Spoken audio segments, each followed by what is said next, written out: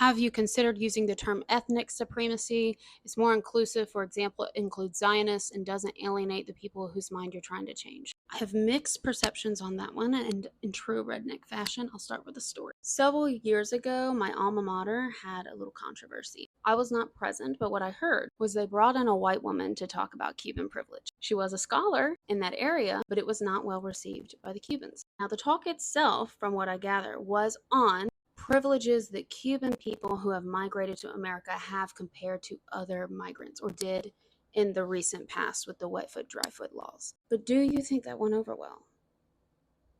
No. I don't know this woman. I don't even remember her name. I had assumed when I saw the email that she had some tie to Cuban ancestry. Maybe she does, and it just wasn't the perception. But it looked off because it appeared to be coming from someone who looked like they benefited from generations ago just taking the land and then calling everyone else a migrant.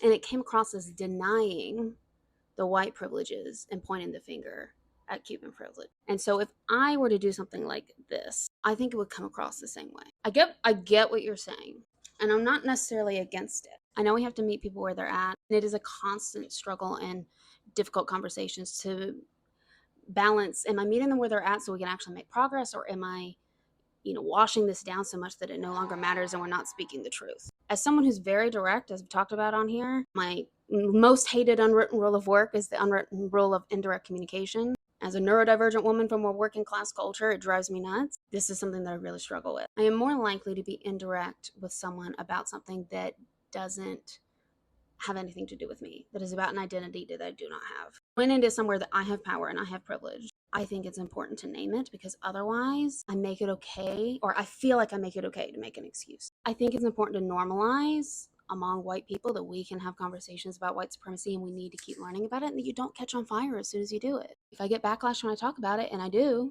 it's absolutely worse for other people who are not within our lack of community. And it's 100% part of my redneck tough love as well, because I'm like, quit being such a little pain in the ass. You're triggered. Let's talk through it. But I can see the benefits of this term because privilege is always contextual. Every time I talk about white supremacy culture, somebody comments, but what about Asia? But we see this in Asia.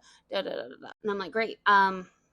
Never been to Asia, would love to. Wasn't talking about Asia, was talking about in the States. What is privileged in certain areas is not in others. Privilege is contextual. There is not a universal privilege. Though if there was one, white privilege would be pretty close because of colonization. I think it's like 25% of the world celebrates Independence Day from just the UK. So it is more of a global phenomenon than we realize, even if it may appear differently than here in the States. But I'm definitely open to other dialogue on this because that's what conversations like this are good for.